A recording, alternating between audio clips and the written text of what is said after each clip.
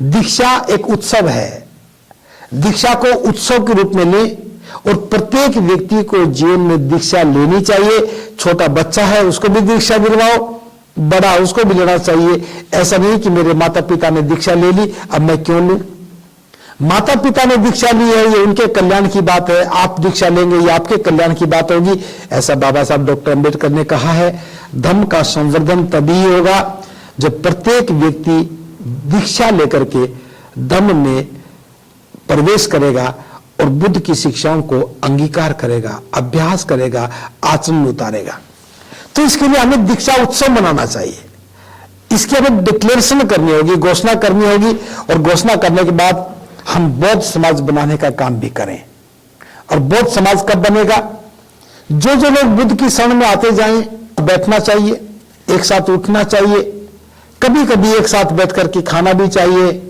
किसी भी रूप में, जैसे उपोषित आता है, महीने में 4 उपोषित होते हैं, पूर्णिमा, अष्टमी, अमावस्या और अष्टमी। इन 4 उपोषित में से किसी एक उपोषित को हम बैठ करके साथ बैठ करके भोजन करें, साथ बैठ करके चर्चा करें, धर्म की देशना सुने और धर्म का प्रशिक्षण भी प्राप्त करें। अगर हम महीने में एक बार भी बैठने लगे, जो भी बौद्ध व्यक्ति बुद्ध की शरण में आया है वो उस एक समाज का निर्माण करे।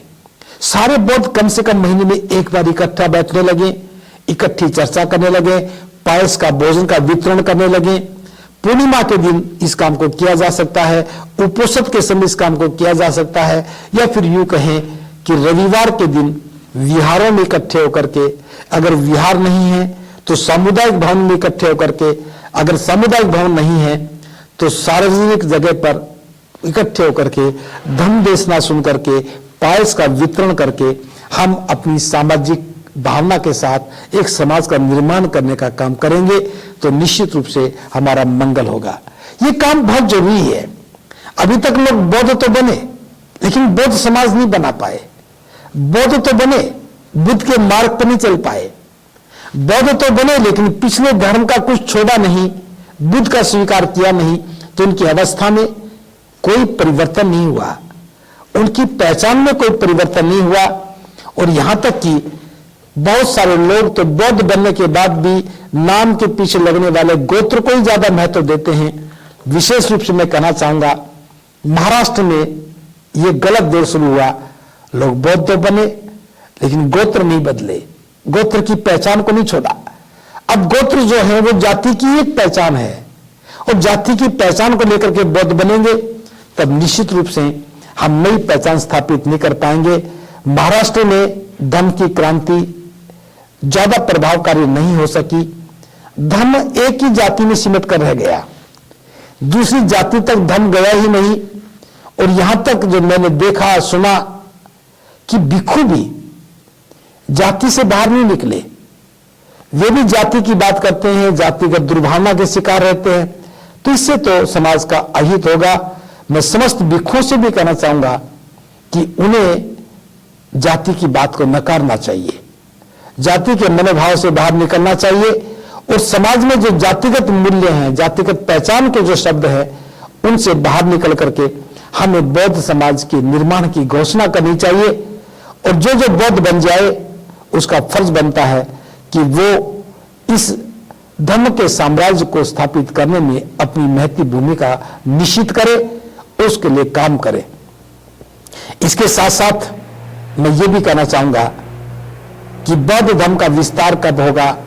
जब हम बौद्ध बनने के बाद अपनी संतान के विवाह बौद्धों में ही करने लगेंगे और रिश्ते करते हुए, संबंध स्थापित करते हुए बिल्कुल भी ध्यान नहीं रखना है कि पीछे पहले बौद्ध बनने से पहले इनकी जाति क्या थी। अगर हम जाति को ढूंढने लगेंगे तो निश्चित रूप से पिछले धर्म की बीमारी बौद्धों में आकर के एक महामारी का रूप अख्तियार कर लेगी, क्योंकि उस बीमारी से मुक्ति के लिए तो हम बुद्ध की शरण में आए थे। और यहां भी अगर उस बीमारी के जीवाणु, उस बीमारी के विषाणु साथ में आएंगे तो बौद्ध धर्म भी रोग युक्त हो जाएगा और वहां आने से हमारा कल्याण नहीं होगा।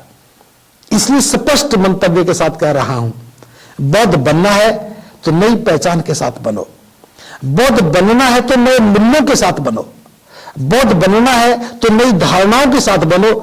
पुरानी धारणाओं को लेकर के नई धारणाओं के बीच में अगर हम आएंगे तो फिर हम स्वयं कंफ्यूज हो जाएंगे, हम स्वयं भ्रमित हो जाएंगे, हम समझ नहीं पाएंगे कि बुद्ध का धर्म सही है या पहले वाला सही था। अगर यहां आकर के जाति की बात करेंगे तो लोग तुलना करेंगे, बौद्ध भी जाति के शिकार हैं, अबौद्ध भी जाति के शिकार हैं। अगर वहां हम वर्सल थे, वहां हम अनैतिक थे, तो फिर यहां भी अगर ऐसा करेंगे तो लोग कहेंगे बौद्ध तो अन्यायी होते हैं, बौद्ध अत्याचारी होते हैं, बौद्ध दुराचारी होते हैं, तो बुद्ध के धर्म को भी कलंक लगेगा। इसलिए पुरानी अवधारणाओं को, पुरानी समस्याओं को, पुरानी बातों को, पुराने सिद्धांतों को, उनको वहीं छोड़ करके आना है और बुद्ध की शरण में आने के बाद बुद्ध के धर्म के सिद्धांतों को, बुद्ध की देशनाओं को, बुद्ध के द्वारा बताए गए मार्ग को समझ करके अंगीकार करना है और अपना जीवन सुंदर बनाने के लिए सदाचरण के मार्ग पर चल करके श्रेष्ठ आचरण के साथ धर्म को स्थापित करना है, बौद्ध समाज का निर्माण करना है, दीक्षा लेकर के डिक्लेरेशन करनी है ताकि हमारी पहचान हो सके और किसी भी रूप में हम जो भी बौद्ध बने हैं सबके साथ समानता का व्यवहार करें, जो बौद्ध नहीं बने हैं उनके साथ भी समानता का व्यवहार करें, किसी के साथ अन्याय ना करें, किसी का अहित ना करें, किसी का बुरा ना करें। इसी मंगल भावना के साथ जब हम आएंगे तो देखेंगे हमारा समाज बहुत सुंदरता के साथ निर्मित होगा। बौद्ध समाज का निर्माण होगा तो श्रेष्ठता के भाव में होगा, बौद्ध समाज का निर्माण होगा तो श्रेष्ठतम व्यक्ति बनने के भाव में होगा। और मैं कामना करता हूं कि महाकारुणिक बुद्ध के धर्म का साम्राज्य और विस्तार पाने लगे, पूरे विश्व में ये धर्म का साम्राज्य फैल जाए और सभी लोगों के कल्याण के लिए बुद्ध की शिक्षाएं घर घर पहुंच जाएं, सबके जीवन में उतरने लगे और एक सुंदर व्यक्तित्व के साथ सुंदर समाज का निर्माण होने लगे। सबके कल्याण की भावना के साथ ये काम और आगे बढ़ता रहे, ये मेरी मंगल कामना है। और मैं कामना करता हूं जो भी लोग गूगल मीट से जुड़े हैं वे अगर इन बातों को अच्छा समझ रहे हैं, वे इन बातों में अपना हित देख रहे हैं, वे सुंदर जीवन देख रहे हैं, तो उन्हें किसी भी परिवर्तन से इनकार नहीं करना चाहिए, बल्कि पुरानी व्यवस्था को छोड़ करके धर्म की व्यवस्था में आकर के एक नए स्वरूप के साथ जीवन का विस्तार करना चाहिए, जीवन जीना चाहिए। इन्हीं सब बातों से हमारा कल्याण होगा। और इन्हीं शब्दों के साथ मैं आज के इस विषय को यहीं विराम देता हूं और कल हम फिर एक नए विषय पर बात करेंगे। इन्हीं शब्दों के साथ आप सबका मंगल हो, सबका मंगल हो, सबका मंगल हो।